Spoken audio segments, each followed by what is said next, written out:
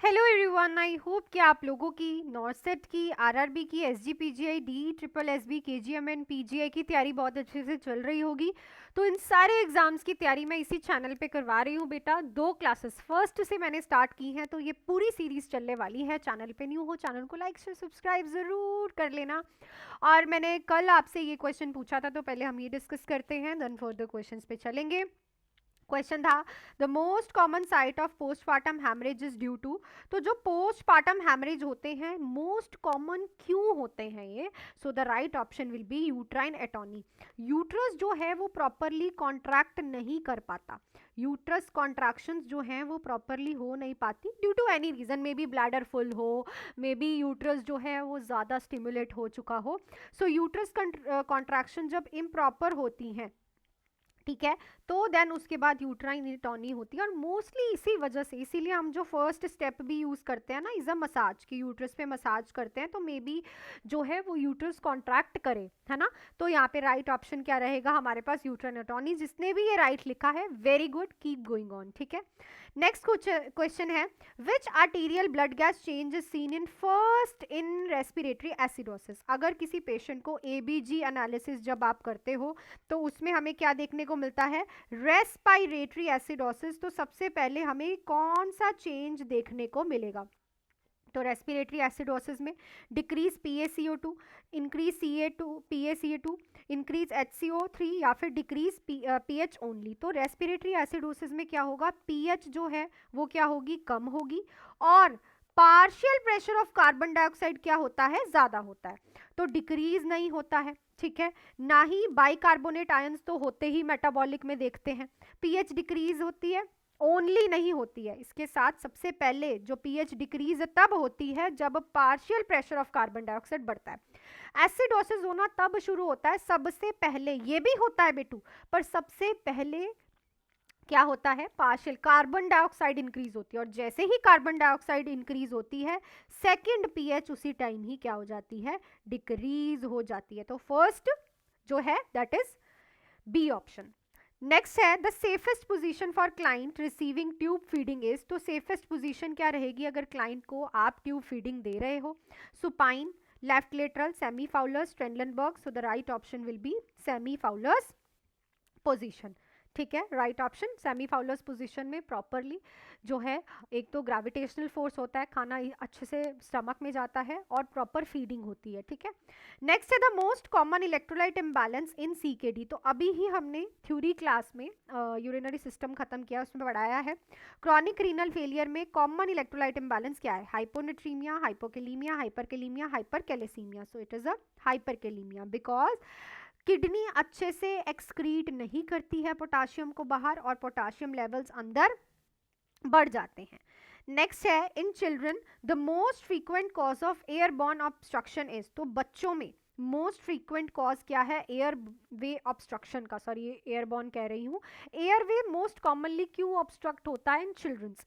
लेरेंजोस्पाज्म, foreign body aspiration, epiglottitis, bronchospasm. तो it is a foreign body aspiration. देखा होगा आपने, छोटे छोटे बच्चे कॉइन्स फंसा लेते हैं, मार्बल्स फंसा लेते हैं, और उसकी वजह से एयरवे ऑब्स्ट्रक्ट हो जाता है।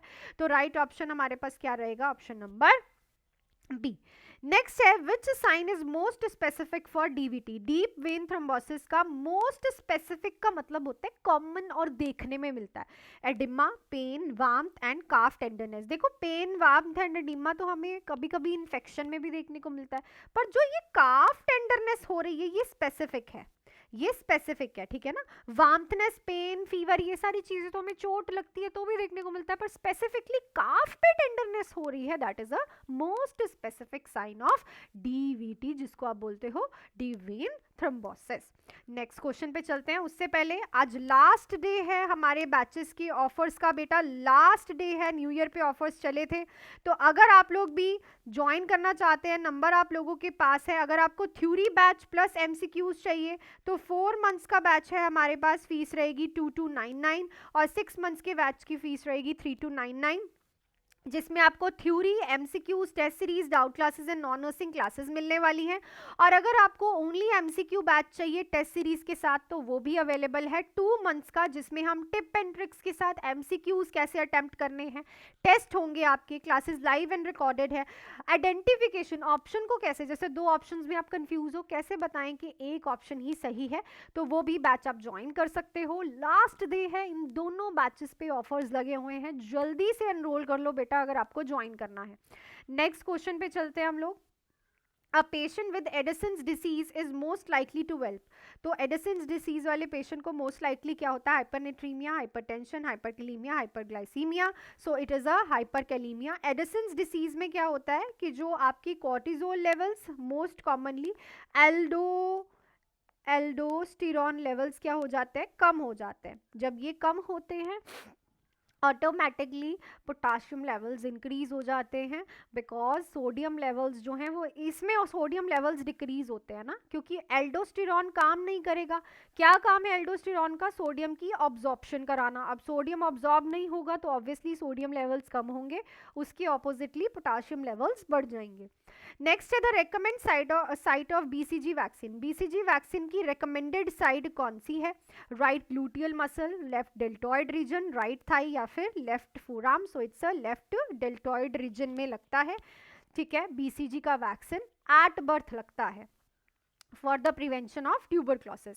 नेक्स्ट है which condition cause positive Chvostek's sign. तो पॉजिटिव चौवटिक साइन कौन सी कंडीशन कॉज करती है, तो अगर ये पेशेंट का फेस है, चीक के ऊपर अगर आप फिंगर लगाओगे तो उसकी फेशियल मसल्स की क्या हो जाएगी, कॉन्ट्रैक्शन हो जाएगी, इकट्ठी हो जाएगी, स्पाज्म हो जाएगा। तो ये हाइपरकैलीमिया, हाइपरकैलेसीमिया, हाइपोकैलेसीमिया, हाइपोनेट्रीमिया। सो ये हमें किस में देखने को मिलता है, जब कैल्शियम लेवल्स कम हो जाते हैं, किसमें, कैल्शियम लेवल्स ब्लड में कम हो जाते हैं, तो हमें ये चीज देखने को मिलती है चौवटिक। एंड इसी के साथ का होता है ट्रूशे साइन। नेक्स्ट है the best indicator of adequate tissue perfusion. Tissue में अच्छे से सर्कुलेशन हो रही है, टिश्यू में प्रॉपरली ब्लड सर्कुलेशन है, ऑक्सीजन है, परफ्यूजन है। ये ब्लड प्रेशर बताएगा, heart rate, urine output, skin colour. So it is a urine output. अगर यूरिन आउटपुट प्रॉपर है, दिस शोज कि टिश्यू परफ्यूजन जो है वो प्रॉपर एडुकेटली हो रही। सो नेक्स्ट क्वेश्चन पे चलते हैं हम। नेक्स्ट क्वेश्चन है हमारे पास, the first nursing priority of a patient with anaphylactic shock. अगर किसी पेशेंट को एनाफिलेक्टिक शॉक आया है तो प्रायोरिटी क्या रहेगी, establish IV line, administer antihistamine, maintain airway, give corticosteroid. तो इस क्वेश्चन का आंसर आप लोग मुझे कमेंट सेक्शन में लिख के बताओगे क्या है फर्स्ट प्रायोरिटी। एलर्जिक रिएक्शन होता है तो एनाफिलेक्टिक शॉक होता है, ठीक है। सो आई थिंक आज भी सारे क्वेश्चंस आप लोगों को बहुत अच्छे से समझ आ गए होंगे। नेक्स्ट क्वेश्चन हम करेंगे कल। Till then last day offers का आप लोग जुड़ सकते हो, न्यू ईयर के ऑफर्स थे, द बेस्ट ऑफर्स हैं आप लोगों के लिए। 4 मंथ्स का complete theory batch in 2299 and 6 months का इन 3299। नंबर आप लोगों के पास है। अगर आपको ओनली एमसीक्यूज और टेस्ट सीरीज चाहिए तो ओनली 1000 रुपीज फीस रहेगी। 2 मंथ्स का कंप्लीट बैच, कोई भी एग्जाम हो, हर तरह का एमसीक्यू इजी टू डिफिकल्ट लेके हम करने वाले हैं। सो मिलती हूँ नेक्स्ट क्लास में। Till then do hard work, make your parents proud and all the best.